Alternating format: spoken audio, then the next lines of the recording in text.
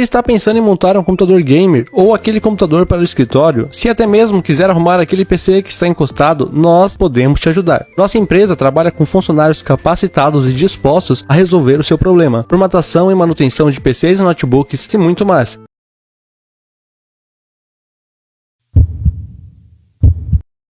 Estamos de volta aqui com mais um podcast e dessa vez estou trazendo aqui Ciel, do Partido Novo. Ciel, eu conheci o Ciel na igreja lá em 2018, quando entrei para a Igreja Videira. E apresente um pouquinho de você, Ciel, fala um pouquinho sobre você. Bom, primeiramente quero agradecer a oportunidade, né, o privilégio de poder estar com você aqui. Realmente nós nos conhecemos há um bom tempo, né? Mas antes disso, deixa eu falar. Meu nome é Ciel Santos, realmente eu sou pré-candidato aqui na cidade e gostaria de compartilhar com vocês aí um bate-papo aqui com meu amigo.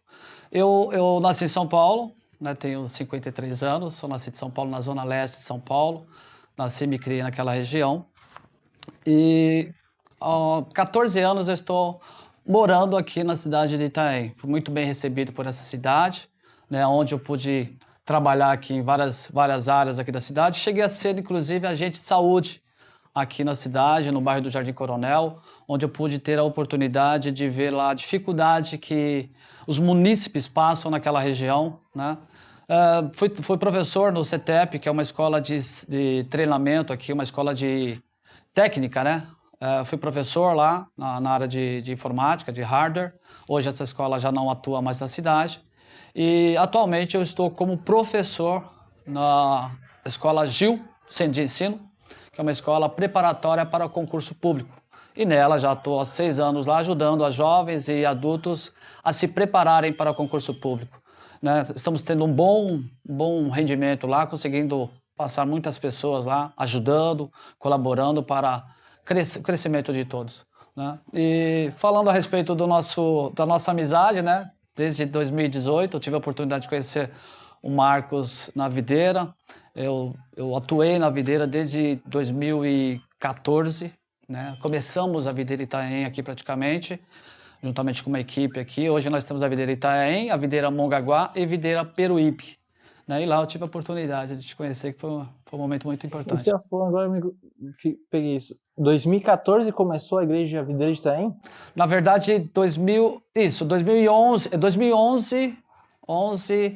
eu vim para cá em 2010, né? 2010, 2011 eu estava na Peniel e logo na sequência, em 2013, 2014, foi o início da videira aqui em Itaém. Porque nós tivemos um período de célula aqui, nós montamos um grupo primeiro e esse grupo, nós congregávamos em Santos e esse grupo ia até lá, né? Quando nós conseguimos ter um número suficiente de pessoas para congregar aqui e bancar, né, a igreja, ali ajudar nos trabalhos, nós montamos juntamente com o grupo aqui a Videira Itaém.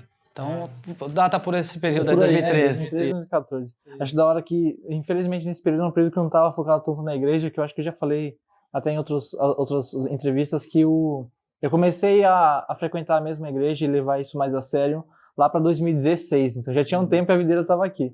E quando eu entrei assim direto na igreja, eu participava do Clube dos Bravadores, eu participava de visita aos asilos, onde é que fica as crianças? Orfanatos, asilos. E aí eu sempre gostei assim, de misturar, sabe, de ter esses eventos, de ter coisas com jovens, de ter coisas, eventos da igreja, porque cativa a gente, sabe, a gente entende como é que funciona o corpo. E eu descobri não, né, assim que eu cheguei na videira, o povo me falou, toma cuidado com o Ciel, toma cuidado com o Ciel. Aí eu falava, por quê? Então, o Ciel, ele ajuda a gente na parte do teatro da igreja. E teve uma vez que ele fez a gente chorar, falou que não ia continuar com o teatro se a gente não estivesse chorando, que você quis trazer, tipo, a emoção do teatro ali para eles. Me explica mais sobre essa parte, porque isso foi o que mais falaram para mim quando eu entrei na igreja, assim, ó, você pode brincar com o pastor, mas não cuidado de brincar com o Ciel, porque quando tiver teatro, ele vai pegar no seu pé. Brincadeira das partes, né, mas o pessoal brincava muito comigo, né, eu era muito sério, para ser sincero, ainda sou. Mas eu tive uma grande oportunidade de atuar em várias áreas, né, ali na Igreja Videira, né? Uma das coisas que eu atuei foi realmente na questão do teatro, porque eu via o teatro como uma oportunidade também de pregar o evangelho. E nessa oportunidade eu fui estudar. Surgiu o convite, né, de uma pastora que havia me treinado, e ela comentou a respeito até da Companhia Jeová Nissi, não sei se você conhece, é a companhia que fez o Jardim do Inimigo, que está em cartaz até hoje, lá em São Paulo. Hoje a companhia tem um teatro em São Paulo, onde a maioria das peças são feitas lá, mas antigamente eles iam nas igrejas, né? Então essa pastora participou dessa companhia e me indicou. E eu fui para lá justamente para aprender um pouquinho sobre essa arte e passar para a igreja, porque na igreja que eu estava eu vi uma grande dificuldade. Nós trabalhávamos com encontro, por exemplo, e nos encontros havia muitas ministrações e em alguns momentos a gente trabalhava também com teatro, né? Então era a oportunidade que eu tinha também de poder passar alguma coisa ali com seriedade, né? E aproveitar, ensinar alguma coisa sobre teatro, mas eu precisava aprender um pouco mais, né? Sempre gostei de teatro e fui da Companhia Jeová Nissi, fiz o Encontrarte 2013 e acho que 2011, 2011, 2013, alguma coisa assim, eu não me lembro exatamente a data, o período, mas foram 2 anos em que eu ia para a Companhia Jeová Nissi, lá em Ibiúna, ficávamos uma semana hospedado lá, né? Na época que eu fui, cerca de 900 pessoas do Brasil inteiro participavam lá, e lá havia muitas dinâmicas, várias matérias, né, de apresentação, falar em público, dinâmicas, várias situações que ocorriam conosco naquele período, além das ministrações da palavra à noite, que eu achava o máximo de ver todo aquele grupo que fazia teatro, todos eles depois atuando ali com as peças teatrais, ministrando em meio às peças teatrais. Eu achava aquilo muito lindo e a minha ideia era querer passar, transmitir isso, um pouco disso na videira. Por isso eu fiz as dinâmicas e quando surgiu a oportunidade lá, a ideia era justamente treinar as pessoas para a gente fazer algo desse nível, né? Então conseguimos, como a dinâmica da videira era com relação aos encontros, eu acredito que nós conseguimos atingir o objetivo sim, porque nós fazíamos o teatro no encontro Kids era muito colocado. Os encontros são reuniões que nós fazemos, são como se fosse um retiro espiritual, onde nós levávamos as pessoas para um determinado local, uma chácara, algum local, e lá nós ministrávamos a palavra. E lá a gente tinha a oportunidade de passar a questão do teatro também. E quando você veio, era justamente quando eu estava formando essas equipes, né? Treinando essas equipes para eles se soltarem e tudo mais. Então tinha essas questões das dinâmicas em que você tinha que expressar o seu sentimento, né? Então, situações que você tinha que rir, situações que você tinha que chorar, situações que você tinha que ser muito bravo, e eu conseguia extrair isso das pessoas, né? Pessoas que não conseguiam expressar a emoção, eu achava para mim um desafio e com muita luta ali a gente conseguia depois ver essas pessoas expressar essas emoções no momento em que nós precisávamos ali na apresentação das peças, né? Conseguia transmitir a verdade que realmente nós queríamos transmitir através da palavra ou daquele contexto, daquela cena que nós queríamos transmitir. Você já ter uma dificuldade assim da questão do ministério para estar passando essas aulas, ou você tinha toda uma liberdade para fazer isso? Porque uma vez, uma certa vez que eu fui, chegou um cara assim com essa visão de tipo, vou aprender e passar. Aí ele era músico, né? Então chegou na aula quando foi ensaiar pro povo vir cantar, em vez de ele simplesmente botar uma letra e mandar a pessoa cantar, não, ele pegou uma flauta, porque ele era músico, e ele começou a trabalhar no tom de voz de cada um. Então, em vez de eles passarem uma aula lendo um papel e cantando a música, eles passavam várias aulas vendo o tom de voz de cada um, aprendendo a controlar o tom da voz. E aí o povo da igreja não gostou, porque queria que viesse alguém, dasse uma música para eles e o povo cantasse de qualquer jeito. Nesse caso, que você teve um trabalho que não foi um trabalho só de pegar uma peça e mandar todo mundo ir lá fazer de qualquer jeito. Você trabalhou com eles para que fique um negócio, alguma coisa boa, algo exemplar. Você teve alguma dificuldade, algum empecilho assim ou foi tranquilo? De certa forma foi tranquilo porque eu tive muita liberdade na videira. A dificuldade com que nós tínhamos é com relação às pessoas entender qual que é a pegada, qual é o objetivo realmente, né? O objetivo é transmitir a palavra de Deus através do teatro, e isso é muito sério. E algumas pessoas às vezes vinham e achavam que era só um scratch ali, uma pantomima, alguma coisa assim simples, aquilo que ele aprendeu, um jogral, essa é a palavra. Um jogralzinho e tal, a gente vai fazer um jogral lá, ler alguma coisa e tá tudo certo. Isso eu não gostava, eu gostava de alguma coisa mais séria. Então, na videira você poderia atuar das duas formas. Eu cheguei a fazer peças lá que levava um bom tempo, né? 1 hora, fizemos uma, inclusive a sua amadíssima esposa participou também cantando conosco lá, né? Então, não tinha problema que as pessoas não soubessem cantar. Ela sabia cantar muito bem, né? Mas não tinha problema, a gente treinava ali, porque eram só apenas trechos. Ela participou dessa peça, foi uma peça muito legal que nós conseguimos ministrar naquele período. Então, tinha aquelas peças que levavam mais tempo, algo em torno de quase 1 hora, que a gente fazia com jovens no sábado, mas a maioria das vezes era nos encontros, pequenos trechos ali, até no momento de culto, um culto especial ali que a gente poderia apresentar pequenos trechos, né, chamados de pantomimas. Então, e essas pantomimas transmitiam muita informação, né, que dava até para os pastores e quem fosse ministrar depois usava os exemplos da pantomima, porque eram exemplos até bíblicos.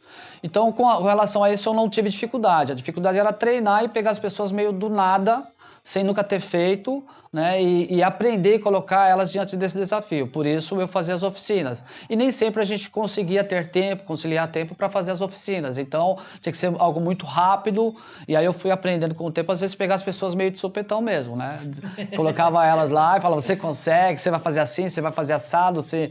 né? E o pessoal já tinha essa confiança com relação à minha pessoa, e eu acho que deu tudo muito, muito certo, sim. A gente conseguiu avançar bastante na videira. E hoje na SEM, inclusive, eu estou também participando lá do grupo de teatro da SEM. Isso, hoje temos nossa amiga lá, Rebeca, que está à frente.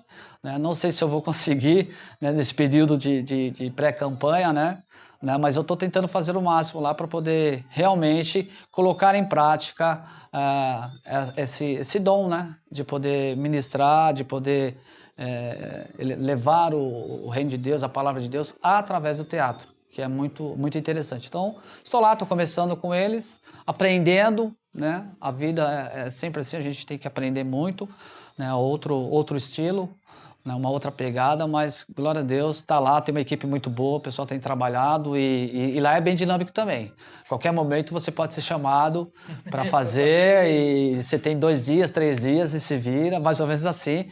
Mas quem está no teatro já sabe como que é, né? Então, por isso que a gente vai se preparando semanalmente, se encontra semanalmente, faz pantomimas, para você se soltando e aprendendo cada vez mais para poder apresentar no final lá e, enfim, ministrar a palavra. O objetivo sempre vai ser a palavra de Deus, o reino de Deus sendo estabelecido na terra, e muitas vezes as pessoas precisam desse aspecto visual, né, de poder ver, né. Era isso que eu ia te perguntar, porque a gente leva na visão, assim, ministerial, que existem vários ministérios, né, e quando a gente vai ver, não só dos 5 principais, mas os ministérios que são levantados, que tem gente que a Bíblia fala que se o seu dom é ensinar, ensine, se o seu dom é ajudar, ofertar, né, oferte.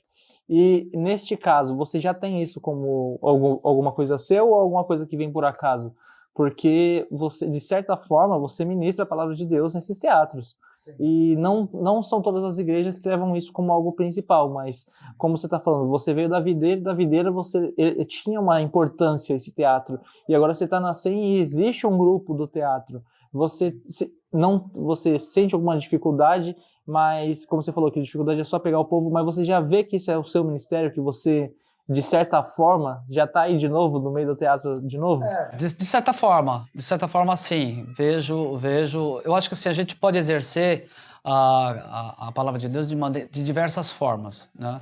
Na videira eu tive a oportunidade, inclusive, de ajudar muito lá na questão dos cursos, né, de aprender. Como na SEM o pessoal chega, tem lá o curso de integração e tal. Na videira também nós fazemos o curso de maturidade, o curso de CTL, que era o Centro de Treinamento de Líderes.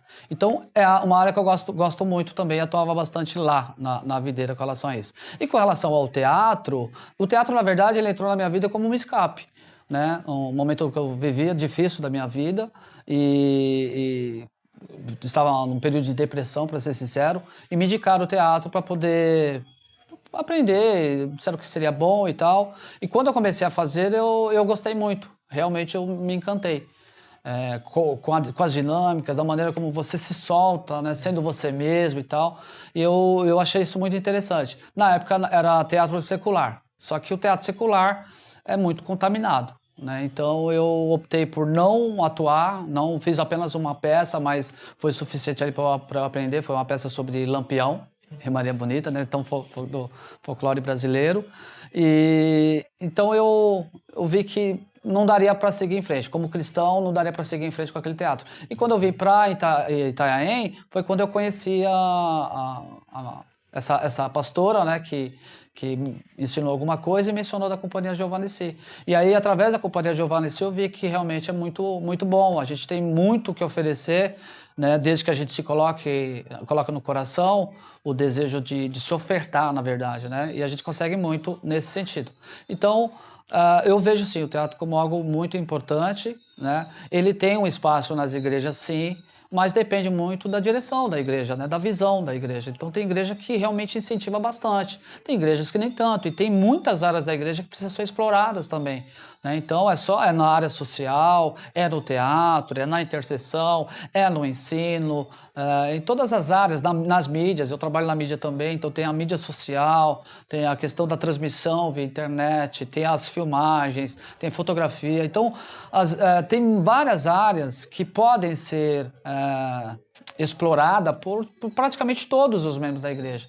Então, às vezes, você talvez não tenha aquele dom de ministrar a palavra lá no púlpito, talvez você não tenha o dom de cantar, né, de louvar a Deus como muitos louvam com tanta excelência, mas você com certeza tem outros dons, né? A palavra de Deus fala até do dom de hospedagem, né? Então, tem pessoas que têm um dom de receber as pessoas em casa. Isso é um dom dado por Deus, é um dom de hospedagem, né? Me faz lembrar até daquela senhora que hospedou, acho que foi Eliseu, que ela mandou fazer um puxadinho para ele, inclusive, né? Então ele passava, sempre quando ele estava na região, ele passava por aquela casa e ela fez um cômodo lá só para hospedá-lo, né? E foi muitíssimo abençoada por isso, né? Então tem várias áreas da igreja que a gente pode servir, na verdade. Essa é a palavra correta, né? Servir. Nós buscamos a oportunidade de servir no reino, e a igreja, ela tem uma infinidade de áreas que podemos servir. A única coisa que não dá para não fazer é não servir.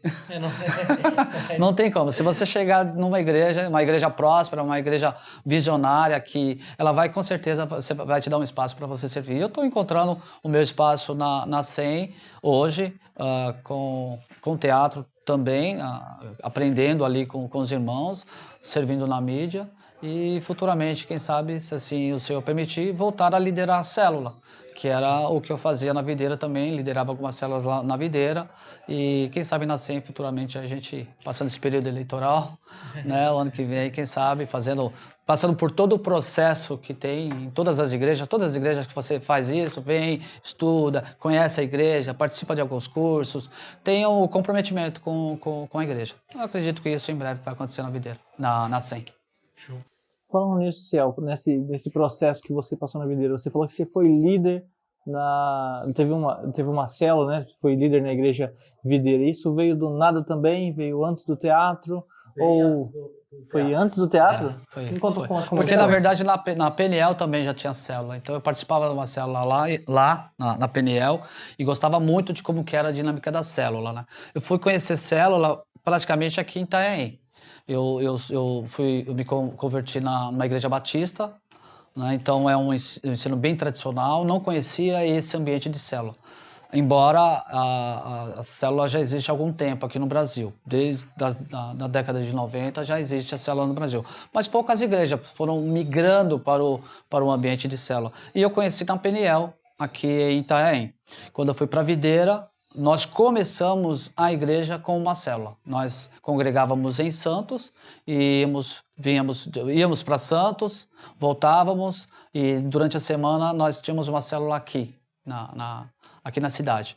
E a partir dali que nasceu a videira. Então eu fui descobrir que no ambiente de célula é um ambiente maravilhoso, porque a gente consegue viver no ambiente de célula aquilo que a gente vive, que a Bíblia ensina, que é o Atos dos Apóstolos, onde os irmãos tinham tudo em comum, viviam em comunhão, então nós tínhamos essa comunhão com os irmãos, era o lugar onde a gente podia estar, receber uma palavra de Deus, poder ministrar também, porque a célula serve para você compartilhar a palavra de Deus também, então você compartilha aquilo que Deus tem falado contigo, falado no seu coração. Então são irmãos ali que estão tendo a oportunidade de ministrar e ser ministrado através da palavra, né? Então veio a célula primeiro, né? Eu aprendi teatro lá, mas não tinha importância, e não tem até hoje, para ser sincero.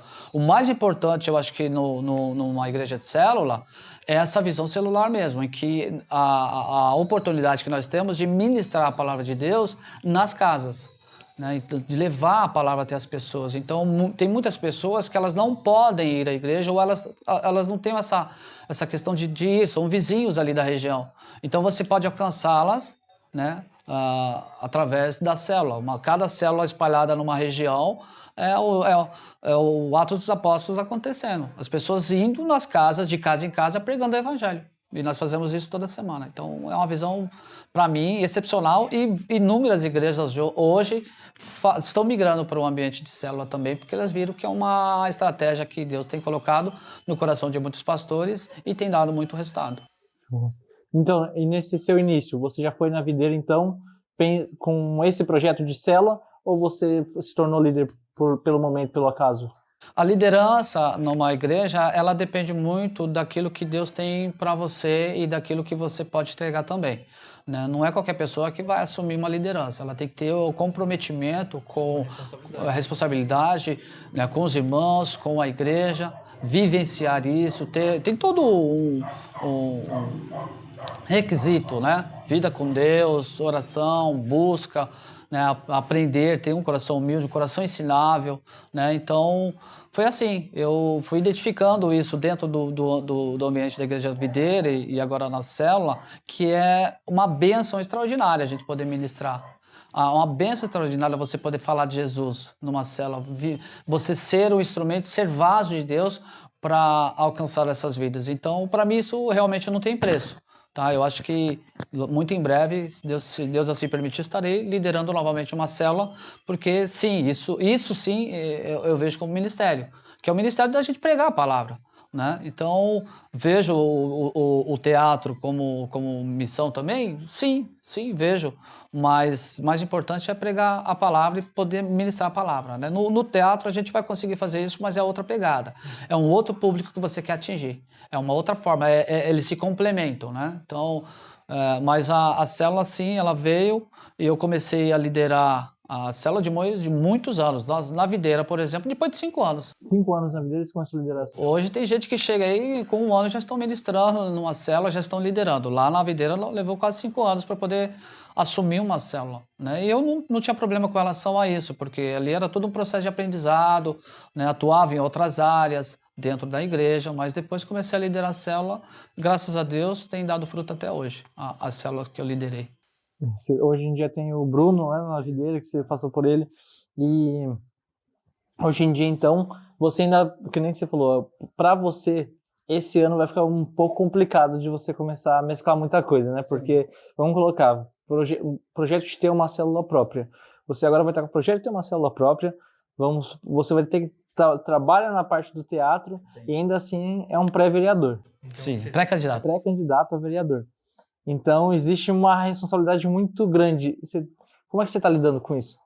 Tem sido um pouco complicado para mim, porque são muitas coisas ao mesmo tempo agora, né? E a pré-candidatura, ela ocupa demais, assim, o seu tempo. Então, em algum momento eu vou ter que... Essa é a questão, por exemplo, de uma liderança de célula. Lógico que eu preciso receber todo o aval dos meus pastores e participar de todos os cursos, né? Então, agora tem um curso M2, eu preciso estar no M2, participar do M2, e aí sim a gente se credencia para poder estar atuando aí, ajudando a igreja, na verdade, porque é uma uma demanda muito grande de pessoas querendo uma célula, participar de uma célula. Há uma carência de lideranças, embora nós temos bastante líderes, né, mas no último evento que nós fizemos de Casa de Paz, foram 80 casas que se abriram.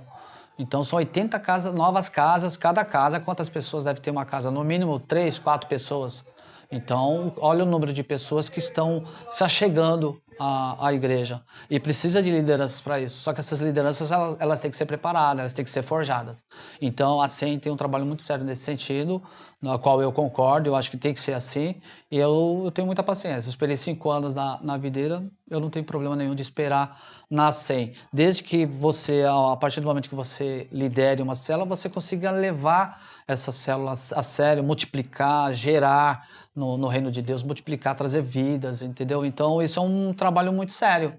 Por isso que eu acho que tem que ser feito com muita paciência, com muito cuidado, e sentir muito no coração de estar liderando. Eu tenho isso no coração desde que eu liderei célula na videira. Então, eu posso estar hoje na SEM, amanhã eu posso estar em outro lugar, mas eu sempre vou querer fazer isso porque é uma forma de a gente também crescer, né, e fazer aquilo que Jesus fez. Ele liderou célula o tempo todo. Show. Isso é muito da hora você falar isso, porque das duas coisas que a gente pode conversar hoje aqui, vai envolver você lidar com o público, lidar com pessoas. Porque quando a gente fala de célula, acho que para quem nunca liderou e está vendo isso aqui, é uma responsabilidade, cara, enorme. Você já teve isso, né? E agora a gente está falando de possivelmente você ter uma outra. Mas é uma responsabilidade, é uma coisa que não tem como levar na brincadeira. Não tem como levar na brincadeira, porque são vidas, são pessoas, e vem pessoas pra gente de todas as formas, né? Vem pessoas pra gente que, tipo, passaram por dificuldades muito grandes, vem pessoas pra gente se abrindo de uma forma que você não tem noção, e fora o fato que muitas das vezes a gente tem que tomar conta do grupo da célula ali, como líder, para que eles não entrem em conflito, porque são pessoas, às vezes, juntam uma galera muito distinta. E agora, como pré-candidato a vereador, essa é a palavra certa? Sim. Pré-candidato a vereador, você vai estar lidando agora com um grupo de pessoa maior. Verdade. E você tem que fazer com um grupo de pessoa, às vezes, que muitas das vezes não são educadas politicamente, entendam o que é o seu projeto, entendam o que é o vereador, entendam o que você está fazendo e saiam desse conforto que eles têm. Porque muitas das vezes, e é uma pergunta que eu te faço, é que eles não entendem o que está acontecendo na política, o que é a política, não tem esse interesse. E a pergunta é, qual é você, como um pré-candidato a vereador, que é uma pessoa que vai saber responder melhor do que eu, como é que está a situação da política em geral? Bom, o primeiro ponto que eu gostaria de salientar é que tudo envolve política. Durante muito tempo eu me abstive da política, né? Eu acho que as pessoas também, elas estão acostumadas a ver muita corrupção, né? Muito desvio de dinheiro, muita injustiça acontecendo no meio político, e elas acabam se afastando, porque ficam indignadas e elas não encontram uma forma de resolver isso, né? E a própria igreja, durante muito tempo, ela foi meio que apolítica, ela não se envolvia com política e não incentivava os seus membros, porque a política não é o fim. O fim ou a missão da igreja é pregar o evangelho. Porém, acredito que a política ela não vai afetar o seu destino, mas afeta diretamente o seu dia a dia, a sua vida, né? Então, quando você tem problema com a iluminação na sua casa, a pavimentação da sua rua, problemas de saúde que você tem, procura um médico, um posto de saúde, um hospital, o UPA, você vai ver que tudo aquilo ali está envolvido na política. E muitas vezes a igreja ela deixou de participar efetivamente da política e aí acaba sendo muitas vezes ludibriada por políticos maldosos que utilizam a própria igreja, os membros da igreja, para fazer política, colocando principalmente os seus interesses pessoais e nunca o interesse coletivo, o interesse da comunidade como um todo. Então, é uma missão isso, para ser sincero, porque nós, cristãos, sabemos das dificuldades que as pessoas passam, né, vivem, né? Graças a Deus tem a igreja que é, na minha concepção, o maior projeto social que existe na face da Terra. Que não tem projeto social melhor do que a igreja para trazer as pessoas para um ambiente onde ela possa ser verdadeiramente assim cuidada, né? E na política não é diferente. A política é justamente cuidar, é o papel de servir ao próximo, é uma forma de você servir ao próximo. Só que a política no Brasil ela foi deturpada. O papel do vereador é servir a comunidade, ele é representante da comunidade, ele foi eleito por ela para cuidar dos interesses dela, não dele. Né? Então, hoje isso é muito complicado e as pessoas deturparam isso. E o que acontece? Elas ficam avessas. Você vai falar de política com as pessoas, elas ficam avessas, porque elas estão vendo o que está acontecendo no Brasil. Né? A Lava Jato que teve recentemente, ela mostrou muita sujeira debaixo do tapete, na verdade. E aí as pessoas começaram a entender que realmente a política é suja e algo precisava ser feito, porque a gente não pode deixar com que essas pessoas que gostam da política permaneçam lá ad eternum. Né? Então, se você não gosta de política, se envolver com política, você vai ser governado por alguém que gosta e gosta muito. E é isso que acontece no Brasil. Essas pessoas, eles colocam a política acima de tudo, como meio de enriquecimento ilícito, porque eles acabam desviando dinheiro público, não cuidam do bem social, não cuidam da coletividade, não trabalham em prol da comunidade, e aí a gente começa a ter essas situações em que você vai falar com as pessoas não querem mais falar. Então, é um erro. Né? Um erro. E especificamente aqui na cidade de Itanhaém, a gente está vendo exatamente isso que está acontecendo. Né? Hoje, nós temos candidatos, não sei se você sabe quem são os pré-candidatos aqui da cidade, mas nós temos o pré-candidato, que é o Thiago Cervantes, que é o atual prefeito da cidade. Nós temos o Marco Aurélio, nós temos a Cris Forcel e nós temos o Silvinho Investigador. Então, veja só, são pessoas que estão querendo assumir o governo da cidade para fazer o melhor pela cidade. Mas quem são essas pessoas? O que elas fizeram para a cidade?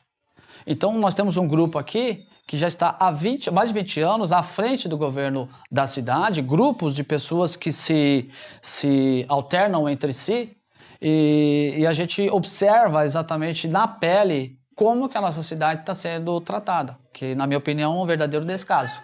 E há um objetivo agora de mudar, né? O desejo de mudar e tirar esse grupo que está há 20 anos na frente da cidade. Nós precisamos colocar novas pessoas, dar a oportunidade a pessoas diferentes, pessoas de fora, com uma mentalidade diferente, com proposta diferente, que possam vir e fazer realmente a diferença em prol do coletivo.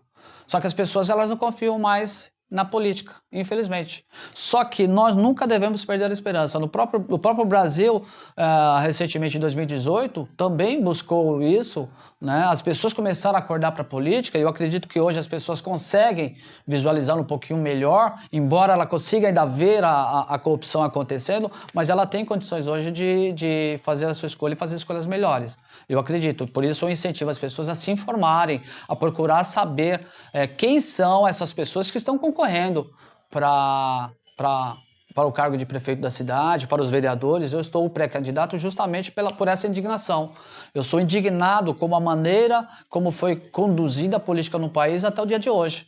Né? Eu não me envolvia com a política porque eu não me via representado por nenhum partido político que havia no Brasil até 2018, quando eu conheci o Partido Novo. Quando eu conheci o Partido Novo e li o Estatuto do Partido, eu fui ver que realmente era um partido sério e que realmente tinha uma visão completamente diferente daquilo que tudo que foi oferecido no Brasil até a data de hoje. Então, até aquela data, para ser sincero. Por quê? Porque em 2018 eu me filiei ao Partido Novo e de lá para cá eu assumi a liderança aqui na cidade de Itanhaém e tenho divulgado, tenho fomentado o partido desde aquela época.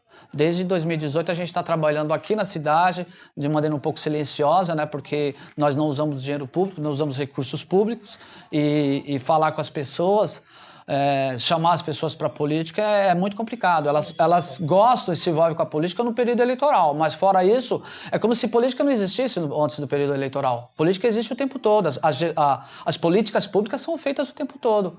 Então, nós precisamos nos envolver. E eu, desde 2018, trabalhando para isso, e hoje, finalmente, a gente está conseguindo, né?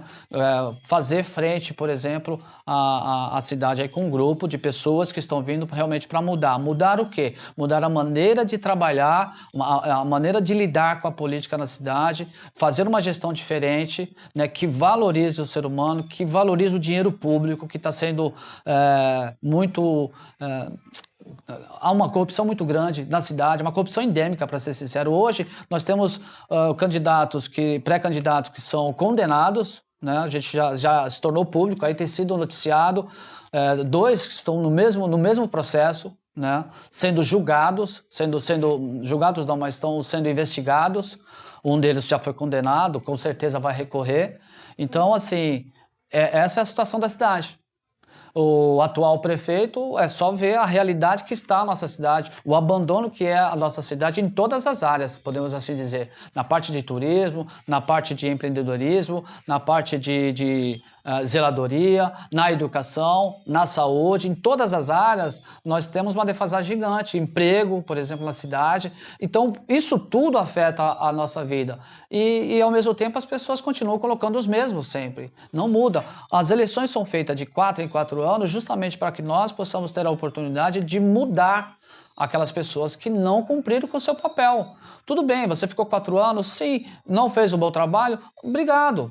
Próximo agora. Vamos escolher outras pessoas e vamos dar oportunidade para as outras pessoas. Só que eles ficam lá, né? A máquina, por exemplo, ela está muito inchada, para ser sincero. Os gastos da prefeitura são altíssimos, o orçamento não atende. Nós estamos com um gasto excessivo, algo em torno de 140 milhões e a gente, inclusive em breve, agora vai ter uma votação e o prefeito está pedindo mais 25 milhões. Né? Então, é muito gasto, porque a gente não sabe para onde vai esse dinheiro, porque não vai para a coletividade, não vai para o bem público. É muito dinheiro que você vê a quantidade de ruas na cidade que não são pavimentadas. Ruas mal iluminadas, ruas esburacadas, né? Você vai precisar, por exemplo, de um remédio, você não encontra um remédio no posto de saúde, né? Você precisa de um atendimento médico, você não encontra um médico no local. Então, há muitos problemas com relação a isso, né? A cidade, por exemplo, ela consegue gastar 1 milhão de reais, por exemplo, para trazer o show do Alok, mais 700 mil reais para trazer o show dessas duplas aí, que eu não sei nem o nome, Israel e não sei quem mais, que eu não faço nem questão de saber, essas duplas sertanejas. Eu não tenho nada contra eles estão fazendo o papel deles. Trouxa é quem paga. E, infelizmente, o prefeito da cidade paga para eles com dinheiro nosso. E esse dinheiro que poderia ser investido na saúde, ele não é feito. Então, assim, isso é o quê? Má gestão. Para mim é um crime você fazer isso. Então você utiliza o dinheiro público, que o dinheiro não é seu, você não pediu autorização para a população se ela quer pagar para o Alok 1 milhão de reais. Ou se ela quer 1 milhão de reais na mão do Alok, ou ela quer 1 milhão de reais investido na saúde, por exemplo. Poxa.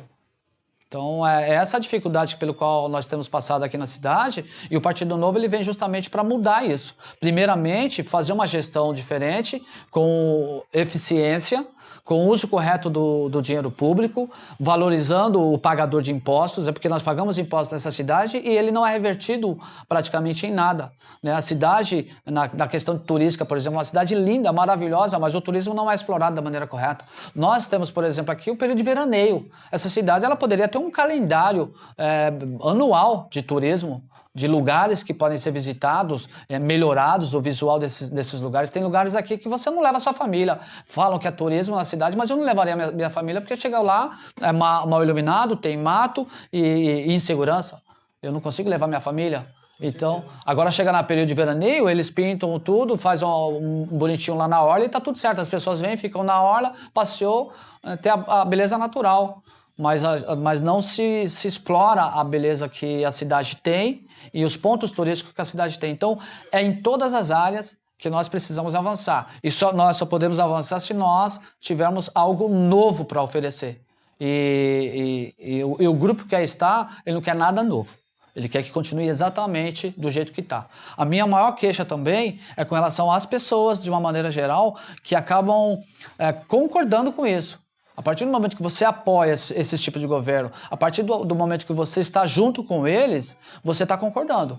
Então, infelizmente, eu vejo muitos amigos meus, pessoas de boa índole, pessoas de bom caráter, que estão se associando com esse grupo, seja com o atual governo ou com esses grupos que estão se perpetuando no poder aqui na cidade, muitas vezes com boas intenções, mas acabam sendo usado instrumento para a perpetuação desses, porque eles nunca mudam. Estão há 20 anos, você vê os mesmos nomes, e agora está ressurgindo um das cinzas aí que vai se candidatar também. Né, surgiu não sei de onde aí, já com a idade um pouco avançada, não sei se está muito bem da cabeça, mas enfim, vai entrar nessa parada aí, eu não sei com qual objetivo. Realmente, será que é para cuidar da cidade? Né, porque as pessoas elas têm um projeto de poder, elas não têm um projeto para a cidade, é um projeto de poder. Né, e não dão a oportunidade para pessoas de fora que possam também ajudar na cidade. Né, nós temos, por exemplo, de cargos comissionados, algo em torno de 200 cargos comissionados. Então são pessoas que são colocadas lá sem, muitas vezes, o conhecimento técnico para poder atuar, por exemplo, nas secretarias, para atuar em departamentos. Então quando você faz um pedido lá na sua casa para resolver um problema, seja de violência, seja a iluminação, zeladoria, enfim, você vai procurar um órgão da prefeitura e esse órgão não te atende bem, muitas vezes é porque tem uma pessoa que não é técnica e não é a pessoa especializada para estar lá. Nós poderíamos valorizar o servidor público, que já está lá há anos e poderia sim exercer essa função, mas não, você coloca um comissionado na frente dele. Eu não sou contra os comissionados, mas ter 200 comissionados ganhando algo em torno de 5 mil reais, 10 mil reais, né? Ao total dá quase 1.200.000, 1.300.000 só com comissionados. O maior gasto na cidade aqui, do orçamento da cidade, são 51%, se eu não me engano, com relação à folha de pagamento. Então, assim, ninguém em sã consciência vai ter uma folha de pagamento com 50%. Né? Um empresário, por exemplo, no máximo que ele gastaria aí é 30% da sua arrecadação com folha de pagamento. Nós gastamos 51%, gastamos a outra parte com a educação. E, enfim, o que sobra, né? Com a educação, com a saúde, 25 com a educação ou com a saúde, ou 33 com a educação, saúde, ou o inverso, não me lembro exatamente. Mas, enfim, juntou essas 3 áreas, você acabou com o orçamento da cidade. E aí? É uma cidade falida. E o prefeito agora vem pedir mais recurso ainda, mais dinheiro ainda. Então, nós não estamos sabendo administrar o recurso que nós temos. Essa é a verdade. Então, quando nós não sabemos administrar o recurso, então a possibilidade de a gente entrar em falência, de uma empresa, se ela não fizer isso, ela vai entrar em falência. E a prefeitura a mesma coisa. Porque agora entra o próximo mandato tendo que pagar as contas, tendo que acertar as contas. Então, ninguém em sã consciência vai gastar mais do que arrecada. Somente a prefeitura da cidade. Então a gente tem que ter consciência, isso tudo afeta a vida do cidadão. Ele precisa mudar, ver as propostas que tem de pessoas que realmente falam a verdade. Porque esse grupo é acostumado, são verdadeiros mentirosos, porque eles vêm e falam coisas maravilhosas aos nossos ouvidos, vão nas comunidades, começam a pegar as pessoas, as lideranças comunitárias, as lideranças de bairros, começam a oferecer fortunas para elas, fortunas no sentido assim de benesses, que eles vão poder participar do governo, ou alguns que porventura se tornam pré-candidatos também, achando que vão ganhar. Na verdade, eles estão servindo de trampolim para o cara que está lá no grupo.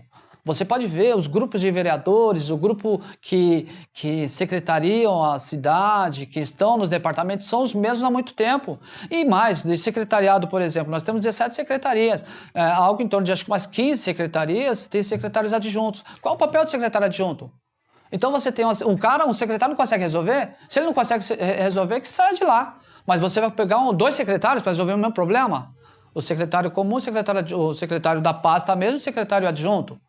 Muitas vezes o secretário adjunto não aparece lá nem para bater o cartão, se é que bate cartão hoje em dia, mas não aparece para trabalhar, entendeu? Os comissionados, tem muitos comissionados que também não aparecem para trabalhar. Eu conheço pessoas assim, eles recebem salários 5 mil, 8 mil reais e não trabalham, eles têm outras funções. Então, assim, nós precisamos mudar isso. É uma realidade na cidade que precisa ser mudada. Agora, só se muda com algo novo. Não é nem renovar. Não me vem com o papo de renovar, não. É algo novo mesmo. É fazer uma ruptura do governo, é ruptura na maneira de lidar com o gasto público, uma ruptura de gestão pública que só pode ser feito com pessoas novas, né? Por exemplo, como fazer isso com relação aos comissionados? Vamos colocar processo seletivo. Vamos colocar alguma coisa que seja meritocrata, que a pessoa ocupe o cargo pelo conhecimento que ela tem. E a partir do momento que ela não estiver cumprindo com aquilo que ela foi paga para isso, ela vai ser demitida. Ela não tem essa ligação com o governo, com quem colocou. Porque esse é o papel desses cargos. Eu coloco a pessoa lá e dou um salário para ela de 5 mil, 10 mil reais, ele se torna um cabo eleitoral durante 4 anos. E não é só ele, é a família dele inteira. Né? Vou apoiar a pessoa que está ajudando meu filho, vou apoiar a pessoa que está ajudando... Então, assim, vai essa coisa de ficar apoiando, então as pessoas estão lá, por exemplo, as pessoas que trabalham para a prefeitura, que é a maior empresa, vamos dizer assim, o maior grupo que gera emprego na cidade, eles se tornaram todos reféns. Então, desde um cargo mais elevado até uma faxineira, ela, por exemplo, vai ter dificuldade de falar mal do governo. Por quê? Porque ela é paga pelo governo. Então, e tem medo de perder o cargo. Então, isso são pessoas que são funcionárias, mas e aqueles que são cargos comissionados, os secretários, pessoas que são colocadas estrategicamente e ficam coagindo outras pessoas a votarem no candidato da situação, no candidato que está à frente. Então, não sei, sinceramente, eu não vejo isso que algumas pessoas têm visto aí, que as propagandas, né, que têm sido mostradas do atual governo, aquilo lá é conversa para boi dormir. Né? Aquilo lá é para inglês ver. A realidade é aquela que você encontra na sua casa. A realidade é que você vive todos os dias. E a sua realidade, nos últimos anos, não mudou nada. Em termos de emprego, nós perdemos pessoas aqui na cidade, de profissionais gabaritados, que eles vão embora para Santos, eles vão embora para São Paulo e para viver a vida lá, para ganhar a vida lá. Né? E essas pessoas que poderiam ser valorizadas aqui com cursos, com treinamentos aqui e valorizadas aqui para poder trabalhar aqui na região, elas não ficam, elas vão embora. Então nós precisamos atrair as pessoas para cá de volta. E para isso nós precisamos ter uma administração boa, né? Segurança jurídica, nós precisamos atrair, né? As pessoas têm que olhar para a cidade e falar assim, vale a pena permanecer em Itanhaém. Hoje a gente tem mais pessoas saindo do que chegando. E as pessoas que chegam não duram muito tempo porque encontram essa realidade. A criminalidade tem crescido na cidade, a educação tem sido um total descaso, a saúde nem se fala, né? São áreas importantes, a segurança também. Né? Então nós precisamos rever. Né? Se você está satisfeito com o que você tem visto hoje aqui na cidade, a escolha é sua. A decisão é sua, é você que vai fazer essa escolha. Mas se você quer mudar, existe pessoas de fora da política ou pessoas que estão entrando agora, e eu sou uma dessas, para realmente mudar a maneira de ver e de encarar a coisa pública. Né? Como administrar uma cidade de maneira eficiente e que valorize o pagador de impostos, que é o cidadão da nossa cidade. É isso. Cara, você falando isso, e chega a ser uma coisa interessante, né, Ciel?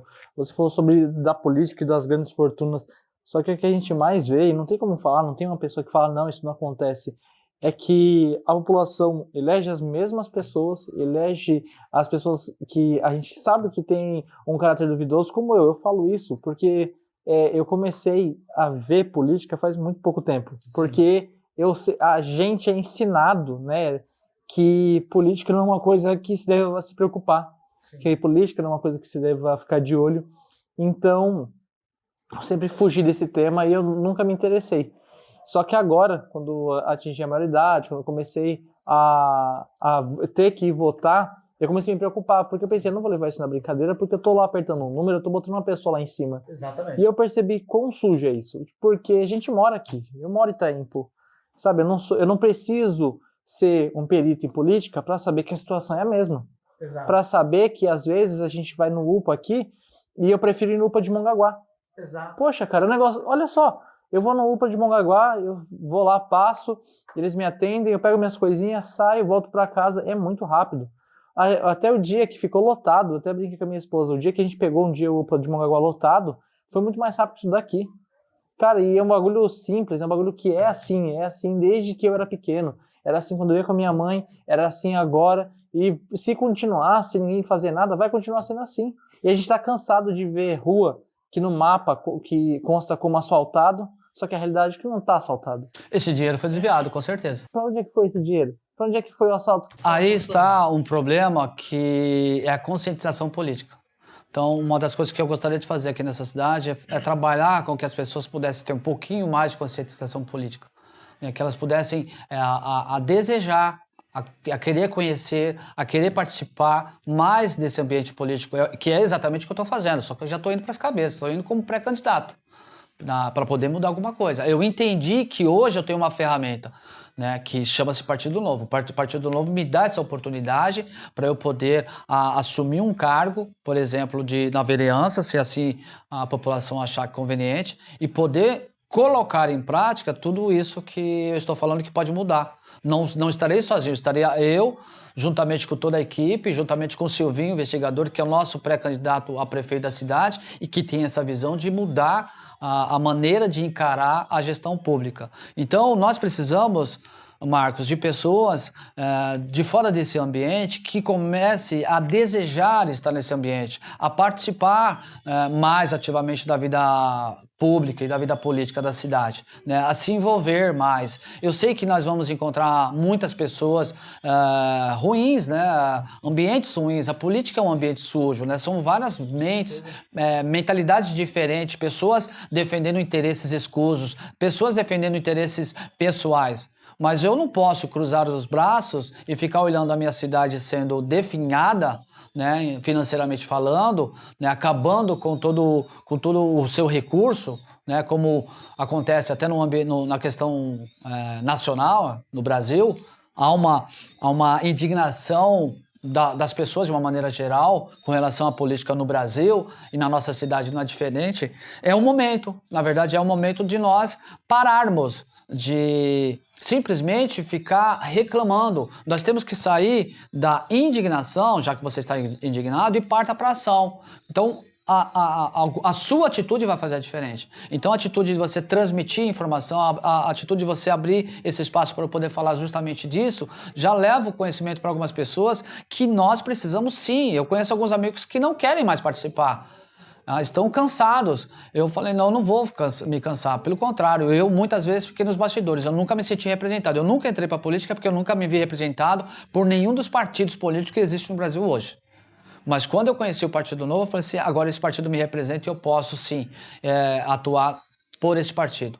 Então eu vi ao longo desses anos, nós estamos em 2024, ao longo de todos esses anos, os parlamentares do Partido Novo, desde 2016, atuando nas cidades, atuando no Brasil, os nossos deputados federais, sabe, nosso governador lá em Minas Gerais, governador Zema, nosso prefeito em Joinville, com um índice de aprovação altíssimo, e vários dos nossos parlamentares, como Marcel Van Hatten, Adriana Ventura, a qual eu já tive a oportunidade de conversar muitas vezes, né, o Gilson Marques, pessoas que estão trabalhando em prol da nossa cidade, o Eduardo Ribeiro, como nosso presidente nacional, Ricardo Alves, o presidente estadual, né, então nós temos várias pessoas que estão trabalhando para mudar o Brasil. Hoje, especificamente, nós temos o Deltan Delanol, que era procurador, né, da Justiça, que foi até deputado federal, mas foi cassado, foi tirado dele, né, o poder, né, de estar no Congresso Nacional, mas enfim, ele está trabalhando pelo Partido Novo, está fazendo um trabalho excelente, nós vamos mudar a história desse país, sim. Tem muitas pessoas se juntando conosco, a Carla Secato, que era âncora do Fala Brasil, né, sofreu algumas perseguições aí, tem vindo somar conosco, e a gente está aí, estamos crescendo, com certeza. Eu quero falar uma coisa para vocês, o projeto do Partido Novo não é um projeto para a cidade. Se engana quem acha isso. É um projeto para o Brasil, para a mudança do Brasil. Só que a mudança do nosso país, ele começa nos nossos municípios. Então, com cada pessoa participando mais ativamente da vida política, porque no final, quem sofre as consequências de uma má administração é o próprio cidadão. É o próprio cidadão. Então, se o cidadão não se interessar, ele vai ser o maior prejudicado. Então, é importante que as pessoas passem agora a acompanhar a política. Hoje, através das mídias sociais, a gente consegue ter o contato direto com a pessoa, através do seu Instagram, através do seu WhatsApp, e falar diretamente com os seus parlamentares, com os seus representantes. Então, tome muito cuidado com os representantes que vocês vão colocar hoje na Câmara Municipal. Eu acredito que nós precisamos fazer uma renovação gigante na Câmara Municipal e no Executivo. Precisamos aliás, a palavra não é renovar, é colocar pessoas novas, né? Simplesmente colocar pessoas novas, pessoas que nunca estiveram lá e que podem, sim, juntos fazer algo melhor para a nossa cidade. E o Partido Novo se coloca nessa posição, acreditando que a população já está cansada, está indignada. A sua ação agora vai ser nas urnas, para mudar isso tudo. Show, que é a única coisa que a gente pode fazer, é escolher. Esse poder ainda está na nossa mão, ainda dá tempo, né? É um poder gigante na mão, porque quando você deposita seu voto na urna, você está dando carta branca para aquela pessoa agir em seu nome. Então, aliás, eu quero fazer o alerta aqui para as pessoas que às vezes recebem alguma migalha com relação ao seu voto. Vende seu voto. A gente costuma brincar que naquela época, antigamente, se vendia mesmo por dentadura, por essas coisas, mas hoje também se vende de outras formas, e que são os votos de cabresto, que eles chamam. Algumas pessoas fazem isso por algumas migalhas, e não vai mudar nada a sua vida, R$100 a mais no seu bolso. Agora, em quem você vai votar, de repente, essa pessoa pode sim lutar por políticas públicas, né, valorização do ser humano, valorização do coletivo, valorização do recurso que a cidade adquire através dos impostos pagos por cada um. Então, essa pessoa pode fazer uma diferença gigante, né, de trazer, por exemplo, empreendedores para dentro da cidade, que possam investir na cidade, gerar empregos, gerar renda aqui dentro da cidade, não somente através de coisas pequenas, mas trazer... Por que nós não temos uma grande empresa aqui? Por que nós não temos, por exemplo, um Sesc?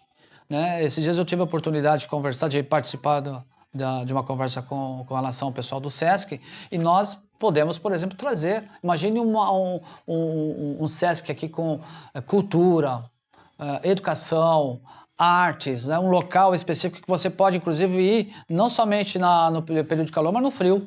Então, a cidade não tem um lugar... A cidade de Itaém, com 117 mil habitantes, ela não tem um shopping. Então, olha que absurdo.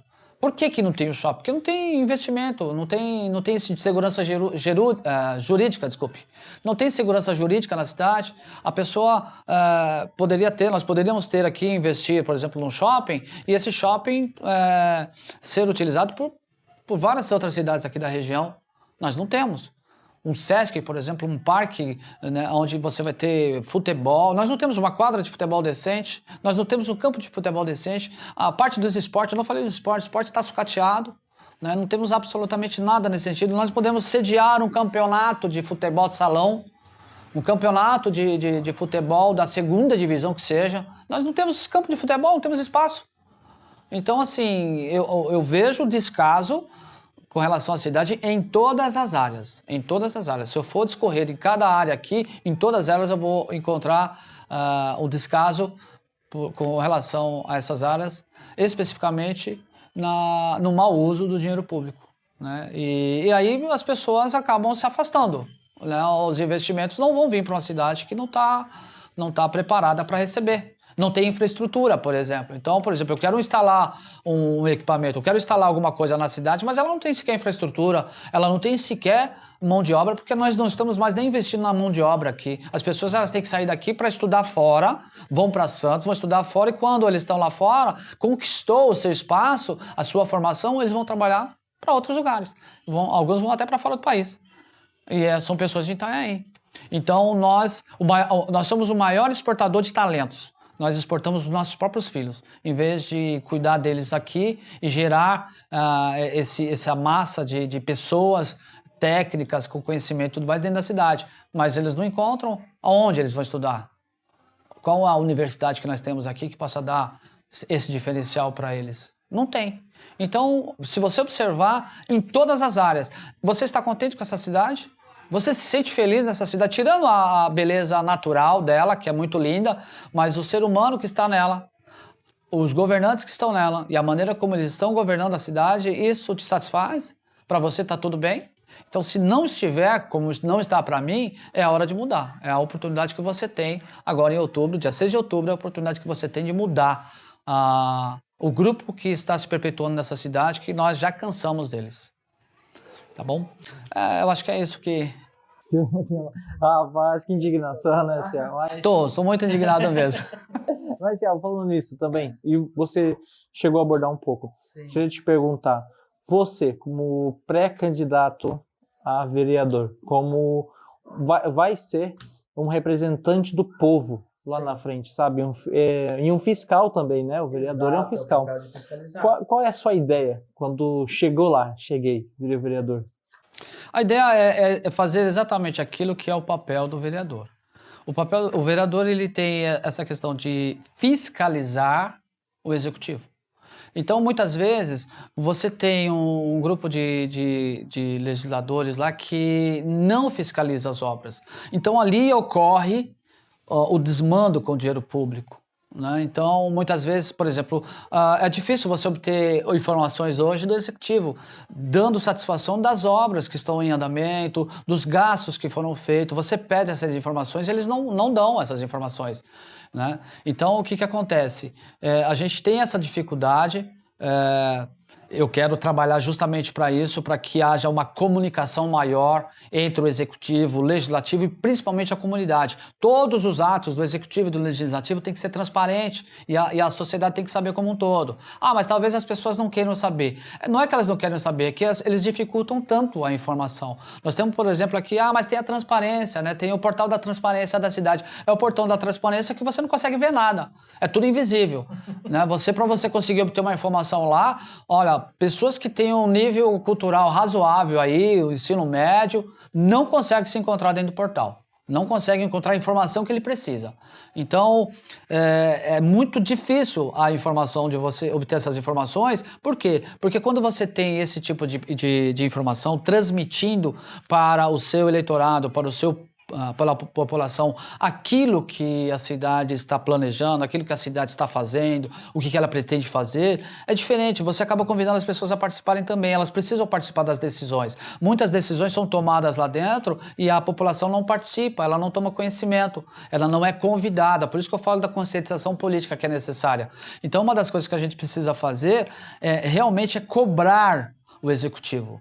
Cobrar o executivo, ouvir as demandas da sociedade, porque muitas dificuldades que ocorrem na comunidade de uma maneira geral pode ser resolvida através de leis, de novas leis, acabar com algumas leis que não tem por que existir, tem leis esdrúxulas que estão lá só fazendo número, mas colocar leis que realmente possam trazer benefício para a comunidade. Né? Então, tem coisas que a gente fica amarrado. Existe um excesso de burocracia, por exemplo.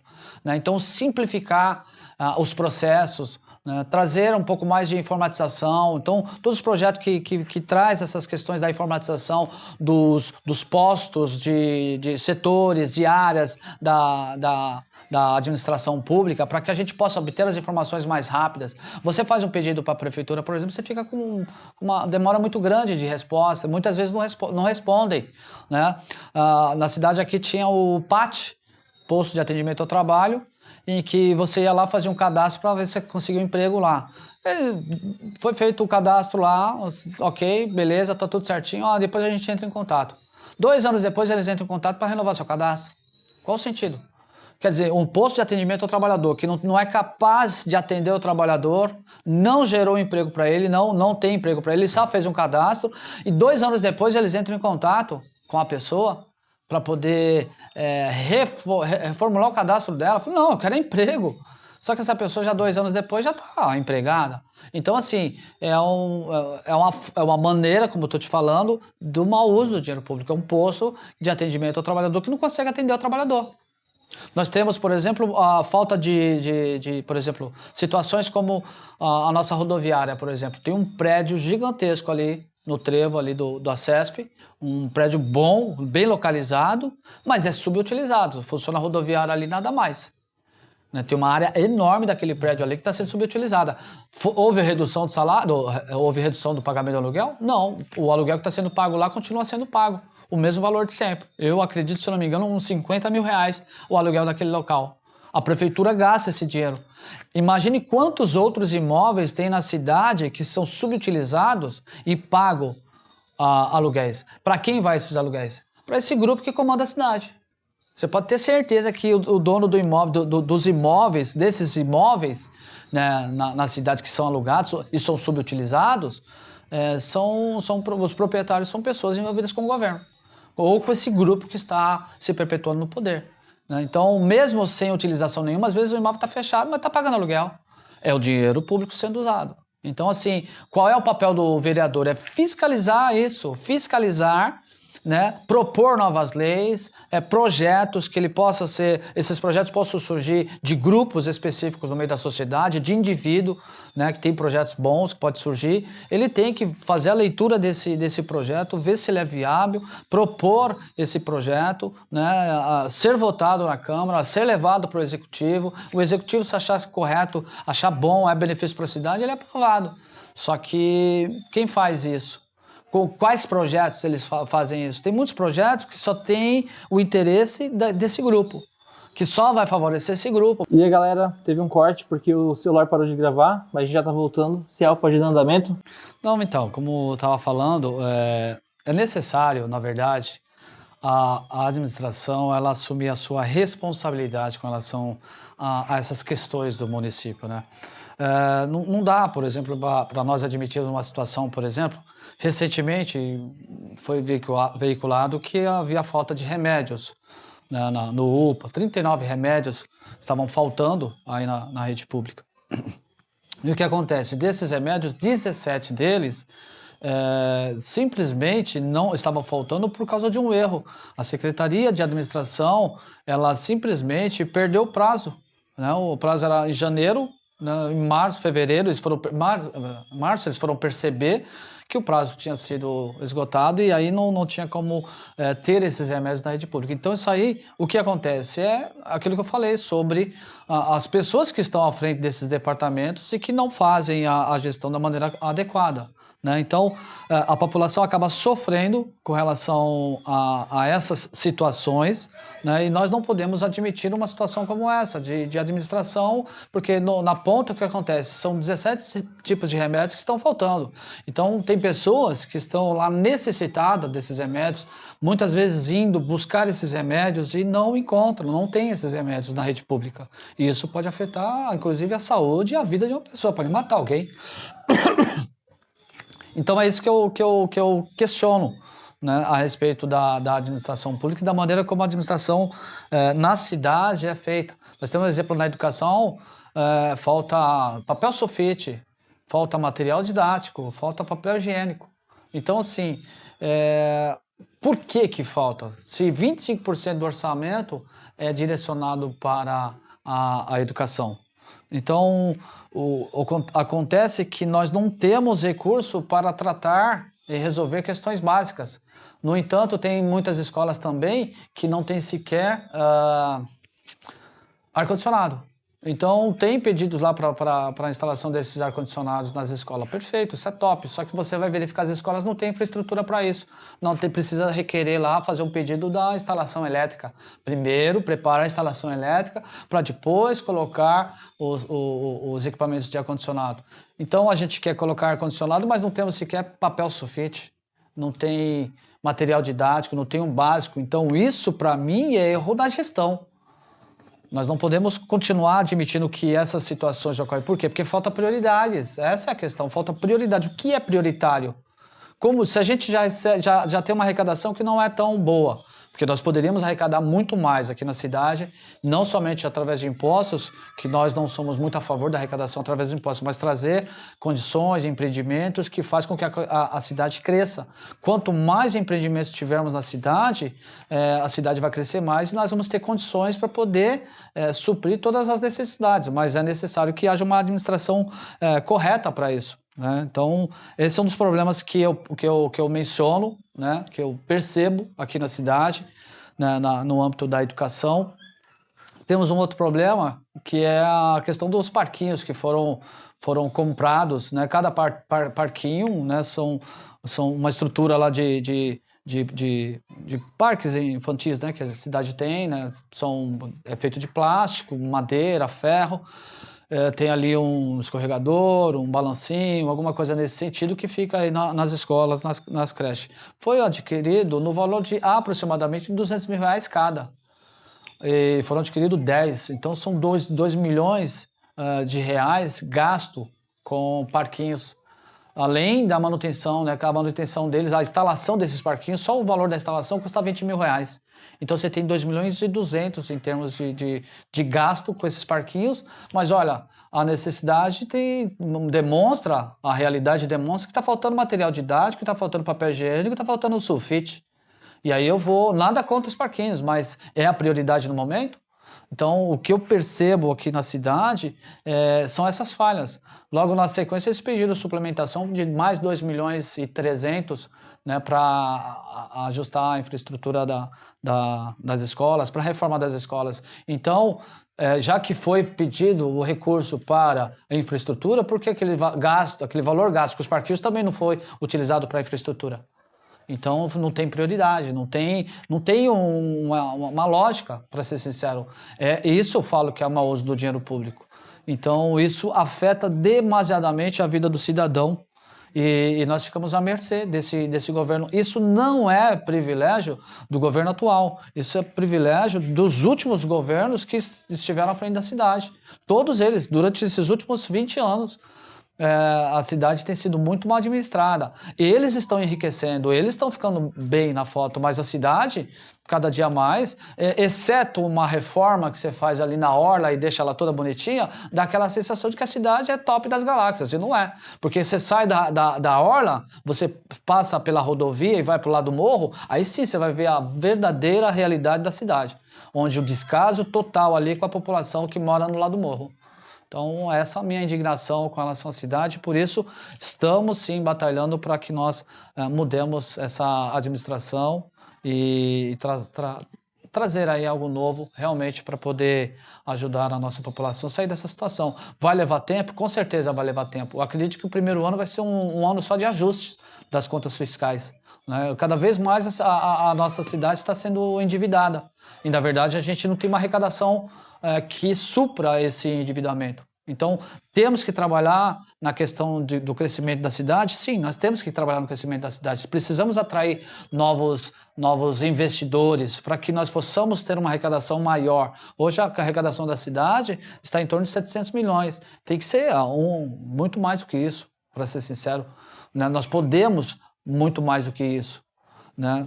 Mas à medida que a gente consegue arrecadar mais, atrair novos investimentos, arrecadar mais, a gente vai ter condições de trabalhar cuidar melhor da infraestrutura da nossa cidade e ajudar a população, melhorar a vida da população. Esse é o meu papel, inclusive. Meu objetivo é melhorar a vida da população, melhorar a vida do próximo. Como isso? Através da fiscalização, através da cobrança junto ao executivo, que essas coisas não venham a acontecer. É o vereador que tem que ver isso.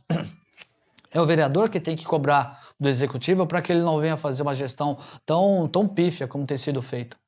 Então, o papel do vereador é de extrema importância. Por isso, há um grupo de pessoas hoje que estão se colocando como pré-candidatos, e eu peço que cada um avalie essas pessoas. E, primeiramente, se essas pessoas não têm vínculo nenhum, primeiro veja se eles têm vínculo com a prefeitura, porque se tiver vínculo com a prefeitura, eles estão a serviço da prefeitura.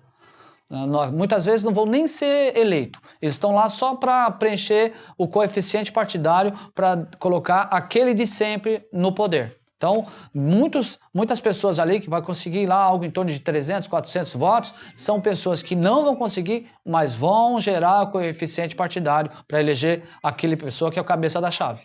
Então, observe, vê se essas pessoas têm vínculo com a prefeitura, porque se tiver vínculo com a prefeitura, com certeza estão a serviço do prefeito. Eles vão corroborar com essa situação. Então não adianta falar para mim, eu estou indignado, eu estou indignado com a situação da cidade, da maneira, mas você vai apoiar alguém que apoia esse governo, eu sinto muito, é mais do mesmo. Se você for apoiar alguém que está sendo condenado, cara, se a própria justiça está dizendo que é condenado e você vai apoiar alguém assim, realmente é difícil. Então, precisamos sim nos envolver, nós temos uma oportunidade única, nunca houve na história dessa cidade uma situação em que as pessoas, os pré-candidatos estão sendo condenados, estão sendo investigados pela justiça e correndo risco, inclusive, aí de perder a sua candidatura. Então, é um momento único na cidade e eu gostaria muito que a população de Itanhaém pudesse olhar isso como uma oportunidade que nós estamos tendo de mudar. É a hora de mudar a chave. É a hora de mudar a chavinha e inaugurar um novo tempo para Itanhaém. Se nós quisermos um novo tempo, nós precisamos colocar pessoas novas, pessoas que estejam comprometidas realmente com a comunidade, com a cidade e não com interesses próprios, com enriquecimento próprio e com a sua vontade própria, né? Então, é uma das minhas questões, por esse motivo eu estou hoje pré-candidato. Quero muito poder participar. Se eu não entrar, alguém do nosso grupo que entrar, ele vai me representar e vai fazer exatamente esse trabalho, porque eu estarei lá cobrando. Estarei cobrando não somente ele, mas estarei cobrando a todos os vereadores da nossa cidade, sejam eles em situação ou não, mas cobrar o papel que eles têm que exercer na nossa cidade. Estarei cobrando também o nosso executivo, independentemente de quem esteja. Chega de viver no anonimato, sabe? Porque hoje eu tenho condições, através do Partido Novo, que é um partido sério, que não tem nada a ver com a maioria dos partidos que estão aí. Muitos desses partidos estão ligados com a máquina, muitos desses partidos estão envolvidos em situações que não dá para a gente falar aqui, porque chega a ser complicado para as nossas próprias vidas, né? Eu vejo situações aí de pessoas sendo perseguidas, né? E parece que virou moda agora no Brasil perseguir as pessoas. E a gente tem que tomar cuidado até com o que fala. Infelizmente, isso é muito ruim para um país em que nós advogamos em prol da liberdade, e o Partido Novo especificamente advoga em prol da liberdade, mas com responsabilidade.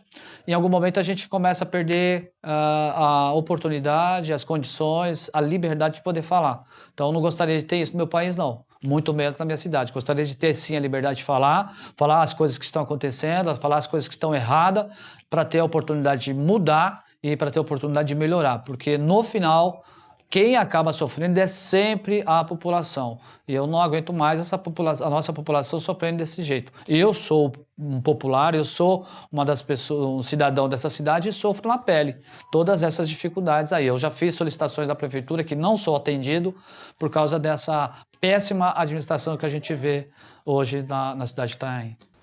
Juscel, e acho que para encerrar, estamos chegando já nos minutos finais, quero falar agora como um morador aqui de Itanhaém, que se pode deixar uma mensagem aqui para quem estiver assistindo.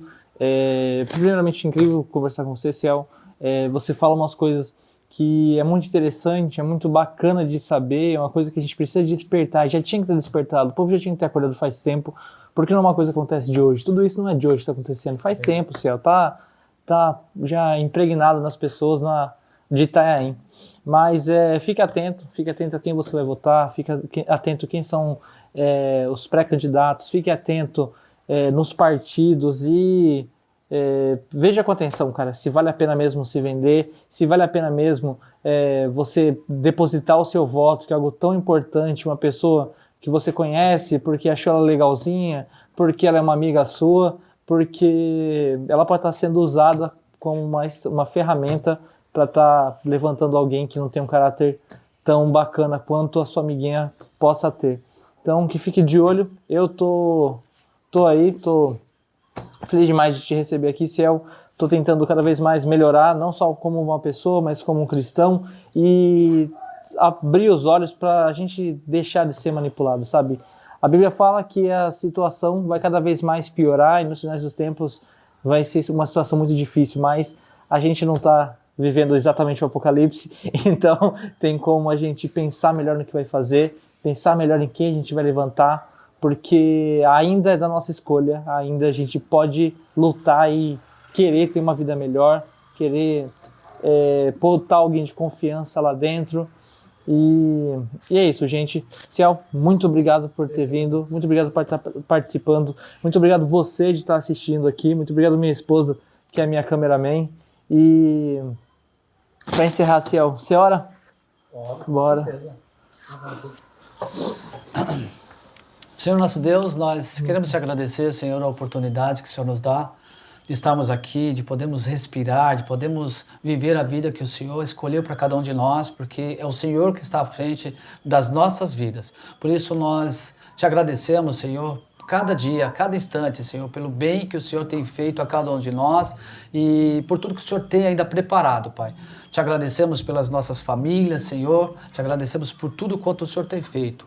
Pai, em nome de Jesus, sabe, que esse podcast possa ser cada vez mais usado pelo Senhor, sabe, para que o Marcos possa trazer as informações acerca do teu reino, acerca daquilo que interessa para a comunidade de Itanhaém, para o povo, enfim, essa é a forma que ele encontrou de servir no reino de Deus. Ele tem outras formas, mas essa é uma delas. Então, Pai, em nome de Jesus, que o Senhor possa abençoá-lo cada vez mais, Senhor, e principalmente, Pai, em nome de Jesus, eu quero que o Senhor derrame das suas bênçãos sobre a vida de cada cidadão aqui em Itanhaém, né? Que nós possamos ter a oportunidade realmente de ser instrumento do Senhor aqui nessa cidade, de fazer a tua vontade, de servir ao próximo, independentemente da política.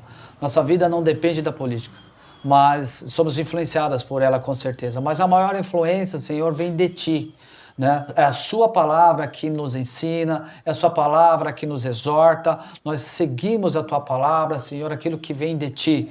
Por isso nós agradecemos, Senhor, e nos usa também como instrumento nessa cidade. Levanta, Senhor, homens e mulheres destemidos, Senhor, sabe, que queiram também, sabe, servir nessa cidade, seja através da política, seja através da obra missionária, Senhor, seja da vida cristã, seja de qualquer forma. Se é para fazer o bem, eu creio que o Senhor está nisso. Então, que o Senhor possa abençoar a nossa cidade, que recentemente completou 492 anos, praticamente meio milênio, né, de cidade, e nós precisamos, Senhor, sabe, das suas bênçãos sendo derramadas, da sua misericórdia sendo derramada, especialmente, Senhor, por aqueles que também governam essa cidade.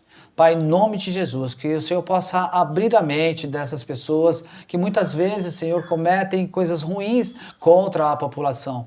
E eu quero, Pai, em nome de Jesus, que a população também possa se apegar em Ti, Senhor, confiando plenamente em Ti, não em homens, mas em Ti, Senhor. Então, que o Senhor possa falar no coração delas aquilo que elas devem fazer e como fazer, Pai. A única coisa que eu entendo, Senhor, é que nós devemos nos posicionarmos como homens cristãos, como mulheres, sabe, se posicionar, assumir os nossos postos, assumir aquilo que o Senhor preparou para cada um de nós, Senhor, em nome de Jesus. Por isso, ser conosco, Senhor, abençoa, derrama da Tua bênção, Senhor, sobre a vida desta cidade, Senhor, e livra de todo o mal, em nome de Jesus.